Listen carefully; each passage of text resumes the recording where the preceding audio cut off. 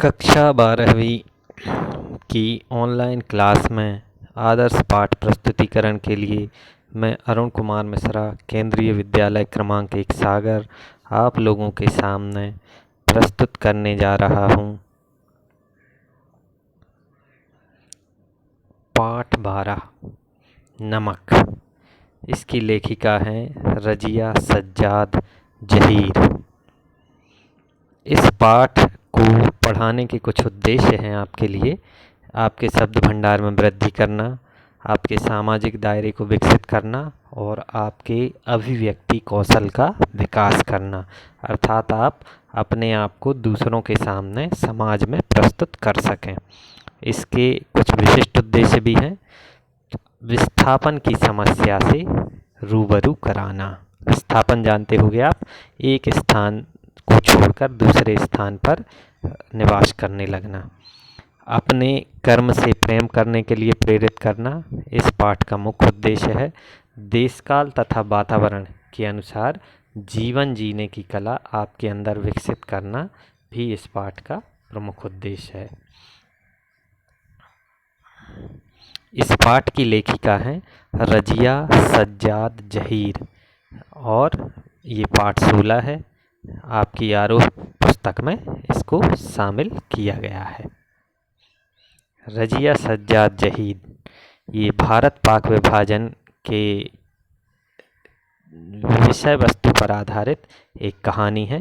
ये चित्र आप देख रहे होंगे, है ना, विभाजन के क्या क्या परिणाम हुए। उसके पहले हम पाठ की प्रस्तावना ले लेते हैं कि हम सब कौन हैं।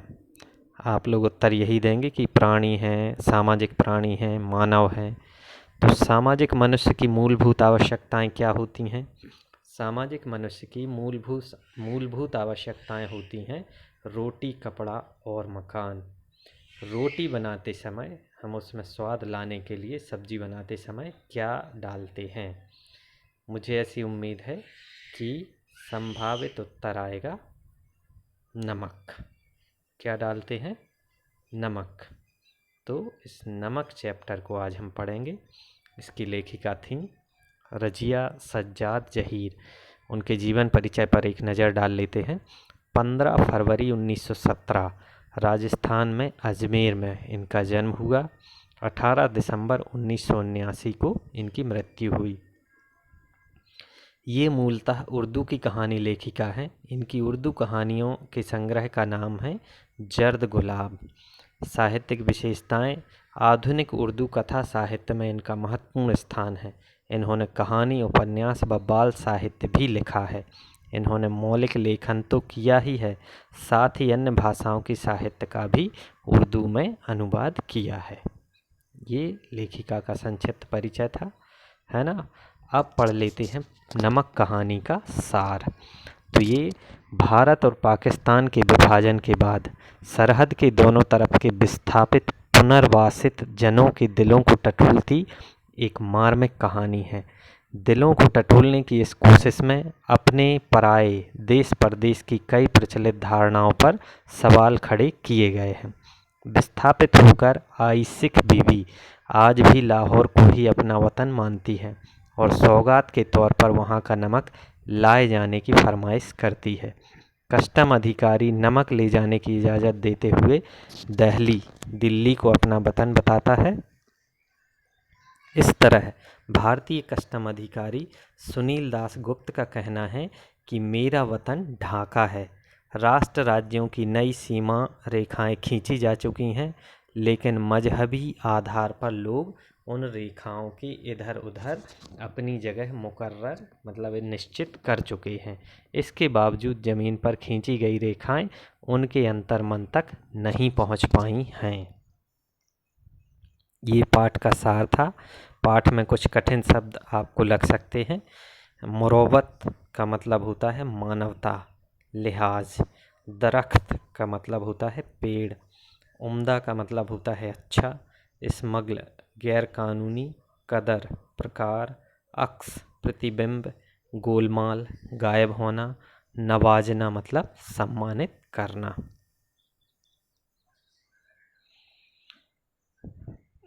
मूल्यांकन जब आप पाठ पढ़ लेंगे तो अपने आप का मूल्यांकन कर सकते हैं कि सफ़िया के भाई ने नमक की पुड़िया ले जाने से मना क्यों किया था।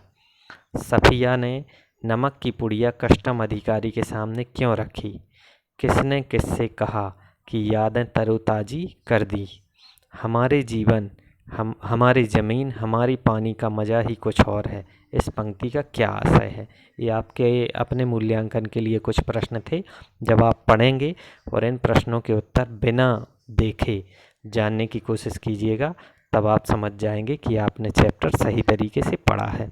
बच्चों, आप लोग जानते हैं कि ये भीषण संकट का दौर है और अगर इसमें हम खुद के प्रति ईमानदार नहीं हुए तो ये अध्ययन अध्यापन की प्रक्रिया उतनी प्रभावी नहीं हो पाएगी। इसलिए आपको उतना ही ईमानदार अपने लिए रहना है।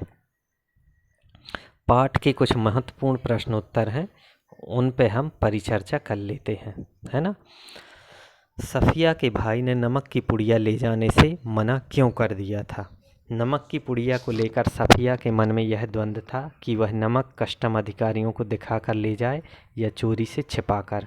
सफ़िया के भाई ने नमक की पुड़िया ले जाने से मना कर दिया क्योंकि पाकिस्तान से भारत को नमक का निर्यात प्रतिबंधित था, यह गैरकानूनी था। दूसरे कस्टम अधिकारी नमक की पुड़िया निकल आने पर बाकी सामान की चिंदी चिंदी बिखेर देंगे, इससे बदनामी भी होगी। तीसरे, भारत में पर्याप्त मात्रा में नमक है, इस कारण से सफ़िया के भाई ने नमक की पुड़िया ले जाने से मना कर दिया था। नमक की पुड़िया ले जाने के संबंध में सफ़िया के मन में क्या द्वंद्व था? जब भावना के बदले बुद्धि हावी होने लगती है तो मन द्वंद्वग्रस्त हो जाता है। वही सफ़िया के साथ हुआ। वह सोचने लगी कि कस्टम वाले पुड़िया ले जाने देंगे या नहीं। यदि उन्होंने उसे ना जाने दिया तो उसके वायदे का क्या होगा? वही वायदा जो उसने सिख बीवी से किया। सफ़िया जो कि सैयद थी, इसलिए उसने सोचा कि यदि वह नमक ना ले गई तो क्या होगा, क्योंकि सैयद लोग कभी भी वायदा नहीं तोड़ते, जान देकर भी वह वायदा पूरा करना होगा। जब सफ़िया अमृतसर पुल पर चढ़ रही थी तो कस्टम ऑफिसर निचली सीढ़ी के पास सिर झुकाए चुपचाप क्यों खड़े थे? सफ़िया अमृतसर पुल पर चढ़ रही थी तो कस्टम ऑफिसर निचली सीढ़ी के पास सिर झुकाए चुपचाप खड़े थे। सिख बीबी का प्रसंग चढ़ने पर उन्हें अपने वतन की याद आ रही थी। वे सिख बीबी व सफ़िया की भावना से भी प्रेरित थे, प्रभावित थे। उन्हें दूसरी जगह जाकर भी अपने वतन की चीज़ें बहुत याद आ रही थीं। राजनीतिक उद्देश्य ने सबको एक दूसरे से अलग कर दिया था। लाहौर अभी तक उनका वतन है और दहली मेरा या मेरा वतन ढाका है जैसे उद्गार किस सामाजिक यथार्थ का संकेत करते हैं? इन उद्गारों से यही स्पष्ट होता है कि चाहे राजनीति या भूगोल देश की सीमाओं को बांट दे अथवा देश को टुकड़ों में बांट दे, लेकिन लोगों के मन को अलग नहीं किया जा सकता। लोगों का मन किसी भी तरह से इस बंटवारे को नहीं स्वीकारता। एक पाकिस्तानी को दिल्ली प्यारी है तो एक हिंदुस्तानी को लाहौर भी प्यारा है। नमक ले जाने के बारे में सफ़िया के मन में उठे द्वंद्वों के आधार पर उसकी चारित्रिक विशेषताओं को स्पष्ट कीजिए। नमक ले जाते समय सफ़िया के मन में अनेक द्वंद्व उठे। उसके चरित्र, उसकी निम्नलिखित विशेषताएं उभर कर आती हैं। भावुक सफ़िया भावुक है, वह सिख बीवी की भावनाओं को मानती है तथा उसी के आधार पर लाहौरी नमक भारत ले जाना चाहती है। यह गैर कानूनी है, यह जानते हुए भी भावनाओं को बड़ा मानती है। वायदे की पक्की सफ़िया सैयद है। सैयद होने के नाते वह अपने वायदे को किसी भी कीमत पर पूरा करना चाहती है। वह नमक ले जाने के लिए हर गलत सही तरीके पर विचार करती है। व्यवहारिक सफ़िया व्यवहारिक है, वह प्रेम के तोहफे को चोरी से नहीं ले जाना चाहती। वह दोनों देशों के कस्टम अधिकारियों के सामने अपनी बात रखती है तथा अपने तर्कों से उन्हें अपने पक्ष में करने में सफल हो जाती है। इस तरीके से वह नमक की पुड़िया लाने में सफल होती है। तो ये सफ़िया के चरित्र की विशेषताएं थीं। मानचित्र पर एक लकीर खींच देने और ज़मीन और जनता लकीर खींच देने से जमीन और जनता बट नहीं जाती। उचित तर्कों व उदाहरणों के जरिए इसकी पुष्टि करना है। तो राजनीति और कूटनीति के चलते देश के टुकड़े हो जाते हैं, देश कई टुकड़ों में बंट जाता है। फिर भी कूटनीति का शिकार रहा है भारत और पाकिस्तान और बांग्लादेश के कारण 3 टुकड़ों में बटा हुआ मानव समाज। लेकिन सौभाग्य इस बात का है कि लोगों के दिलों में किसी प्रकार की दरार नहीं खिंची। लोग आज भी एक दूसरे से मिलते हैं, उनमें वही भाईचारा और प्यार कायम है। हिंदुस्तान में इन दोनों देशों के नागरिक आते जाते हैं, यहाँ से नागरिक इन देशों में जाते हैं। वे एक दूसरे की भावनाओं की कद्र करते हैं। नमक कहानी में भारत व पाक की जनता के आरोपित भेदभावों के बीच मोहब्बत का नमकीन स्वाद घुला है कैसे? नमक कहानी में भारत व पाक की जनता के आरोपित भेदभावों के बीच मोहब्बत का नमकीन स्वाद घुला हुआ है। उनमें प्रेम और स्नेह का स्वाद है। इस स्वाद में अपनापन है। लेखिका का अपने भाइयों परिचितों से स्नेह, सिख बीवी का लाहौर से लगाव, कस्टम अधिकारियों का दिल्ली व ढाका से जुड़ाव, ये सब दोनों देशों की जनता के बीच स्नेह को दर्शाते हैं। अब कुछ शॉर्ट प्रश्न हल कर लेते हैं। क्यों कहा गया? क्या सब कानून हुकूमत के ही होते हैं? कुछ मोहब्बत, मुरब्बत, आदमियत, इंसानियत के नहीं होते? सफिया ने यह बात इसलिए कही कि सब कानूनों से ऊपर है इंसानियत। इंसानियत से ही सारी बातें जन्म लेती हैं। कानून हुकूमत के हो सकते हैं, लेकिन इंसानियत तो प्रेम और भाईचारे को कानून सिखाता है। जिस आदमी में इंसानियत नहीं है वह पशु है, जानवर है। भावना के स्थान पर बुद्धि धीरे धीरे उस पर हावी हो रही थी। सफिया के भाई ने कानूनी पक्ष बताकर नमक की पुड़िया को ले जाने से मना कर दिया था। उस समय वह भाई पर बिगड़ी और इंसानियत, प्रेम आदि की दुहाई दी। पर जब गुस्सा उतर गया तो उसने पुड़िया ले जाने के तरीके के बारे में सोचना शुरू किया। उसने अनेक विकल्प सोचे, परंतु हर बार कानून का डर सामने आया। अंत में उसने टोकरी में कीनुओं के नीचे छिपाकर नमक ले जाने का निर्णय किया। मोहब्बत तो कस्टम से इस तरह गुजर जाती है कि कानून हैरान रह जाता है। ये शब्द कस्टम अधिकारी ने कहे। उसने सफिया से कहा कि कानून अपनी जगह है, लेकिन मोहब्बत के आगे कानून की भी नहीं चलती। जब मोहब्बत आगे आड़े आ जाए तो कानून धरे के धरे रह जाते हैं। वास्तव में इस दुनिया में इंसानियत सब कानूनों से परे है। हमारी ज़मीन, हमारे पानी का मज़ा ही कुछ और है। भारतीय कस्टम अधिकारी सुनील दास गुप्ता ढाका को अपना वतन मानते हैं। लेखिका की पूरी बात सुनकर उन्हें अपनी ज़मीन, डाव आदि की याद आती है। वे भावुक हो उठते हैं और यह बात कहने लगते हैं।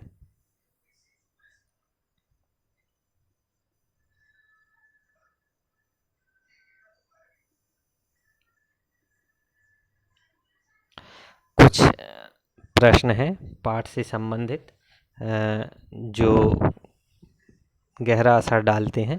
फिर पलकों से कुछ सितारे टूटकर दूधिया आंचल में समा जाते हैं। इस पंक्ति का अर्थ क्या होगा? लेखिका के कहने का अभिप्राय यही है कि जब कोई अपने वतन को याद करता है अथवा उसे अपना वतन याद आ जाता है तो उसकी आंखों में आंसू की बूंदें टपकने लगती हैं। उसके सफ़ेद आंचल में सितारे की तरह टूटकर समा जाते हैं। यादों की बौछारों से उनकी पलकें भीग जाते हैं। किसका वतन कहाँ है? वह जो कस्टम के इस तरफ या उस तरफ। भारत लौटने के समय सफिया अमृतसर के स्टेशन पर चढ़ती है। पुल पर चढ़ती हुई सोच रही है कि सिख बीबी लाहौर को अपना वतन बताती है, पाक कस्टम ऑफिसर दिल्ली को तथा भारतीय कस्टम ऑफिसर ढाका को अपना वतन बताता है, जबकि ये तीनों ही अलग देशों में रहते हैं। इनका मन अपनी जन्मभूमि में है तथा इनका कार्यक्षेत्र व निवास अलग क्षेत्र में है। तो उसके मन में ये द्वंद्व चल रहा है कि किसका वतन कहाँ पर है। इस स्थिति को हम अपने यहाँ भी लागू करके देख सकते हैं कि कई हमारे जो सिख, हिंदू, मुस्लिम भाई हैं वो पाकिस्तान से आए हुए हैं, वहाँ उनकी ज़मीन है तो वो उसे अपना वतन मानते हैं। कहीं ना कहीं उनका आत्मिक भाव जुड़ा हुआ है उनसे।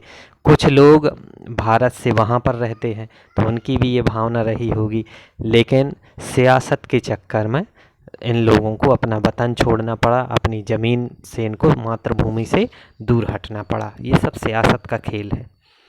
नमक कहानी में हिंदुस्तान पाकिस्तान में रहने वाले लोगों की भावनाओं संवेदनाओं को उभारा गया है। वर्तमान संदर्भ में इन संवेदनाओं की स्थिति को तर्क सहित स्पष्ट कीजिए। नमक कहानी में हिंदुस्तान पाकिस्तान में रहने वाले लोगों की भावनाओं संवेदनाओं को उभारा गया है। आज के संदर्भ में स्थिति बदल गई है। वस्तुतः विभाजन के समय की पीढ़ी आज लगभग समाप्त हो गई है। अब उनका स्थान उस पीढ़ी ने ले लिया है जो इसी देश में जन्मी पली व बड़ी हुई। उनका अपने पिता या दादा के जन्म स्थान से लगाव नहीं के बराबर है। उनके जहन में विभाजन की कड़वी यादें भी नहीं हैं। अतः अब दोनों देशों के लोगों के बीच भावनात्मक लगाव पहले की तुलना में काफ़ी घट गया है। इसके बावजूद सांस्कृतिक स्तर पर दोनों देशों की एकता को बनाने के लिए प्रयास किए जाते हैं। सफ़िया की मनः स्थिति को कहानी के संदर्भ में स्पष्ट किया गया है। अगर आप सफ़िया की जगह होते तो आपकी मनः स्थिति कैसी होती? इसमें मैंने अपना उत्तर दिया है कि सफ़िया की मनः स्थिति बिल्कुल समयानुकूल थी। जिस द्वंद्व में वह घिरी थी वह उसकी परिस्थितियों की देन है। सफ़िया का मन भावनाओं की कद्र करता है, उसे किसी कानून या नियम की परवाह नहीं है, जबकि उसकी भावना पर बुद्धि हावी होने लगी तो उसने बुद्धि से काम लिया। यदि हम उसकी जगह होते तो हमारी मनः स्थिति वैसी ही होती, क्योंकि भावना और बुद्धि दोनों में अंतर होता है। जब ये दोनों टकराने लगें तो मन का विचलित होना स्वाभाविक है। भारत पाकिस्तान के आपसी संबंधों को सुधारने के लिए दोनों सरकारें प्रयासरत हैं। व्यक्तिगत तौर पर आप इसमें क्या योगदान दे सकते हैं? तो भारत पाकिस्तान के आपसी संबंधों को सुधारने के लिए मैं व्यक्तिगत तौर पर निम्नलिखित योगदान दे सकता हूँ। मैं व्यक्तिगत तौर पर अपने मन से शत्रुता का भाव निकाल दूंगा।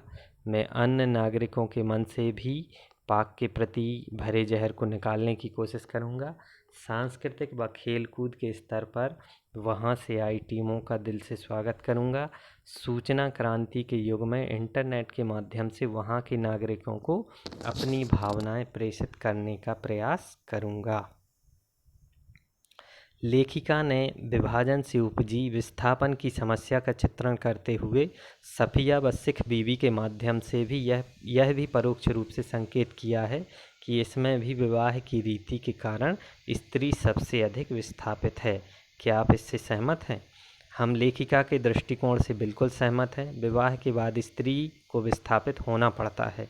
यदि वह एक शहर को छोड़कर दूसरे शहर जाए तो भी विस्थापित हो जाती है, जबकि सिख बीवी और सफ़िया तो दूसरे मुल्क में रह गईं, जो कि विवाह के बाद स्वाभाविक था।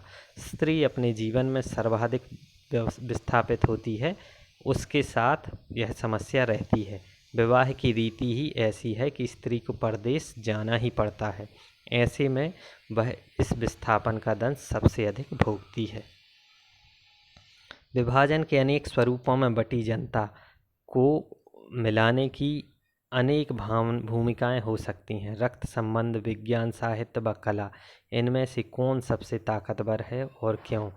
तो विभाजन के अनेक स्वरूपों में बटी जनता को मिलाने की अनेक भूमियाँ हो सकती हैं। रक्त संबंध, विज्ञान, साहित्य व कला, इनमें सबसे ज़्यादा ताकतवर है साहित्य व कला माध्यम। वह माध्यम भावनाओं पर आधारित होता है तथा पारस्परिक सौहार्द को बढ़ाता है। रक्त संबंधों का दायरा भी सीमित होता है। कलाकार व साहित्यकार पूरे समूह की पीड़ा, दुख, भावनाओं को व्यक्त करता है। इससे दूरियां समाप्त हो जाती हैं। ये मैंने एक स्लाइड में बहुत सारे प्रश्नों के उत्तर देने का प्रयास किया था। आशा है कि आप लोगों को ये चैप्टर समझ में आया होगा। भारत और पाकिस्तान के विभाजन पर आधारित है ये कहानी नमक कहानी की लेखिका अपने नज़रिए से इसको अन्य पुरुष शैली में लिखा है। आप साफिया की नज़र से उत्तम पुरुष शैली में इस कहानी को अपने शब्दों में लिखेंगे, है ना। धन्यवाद। आशा है आपको ये पाठ समझ में आया होगा।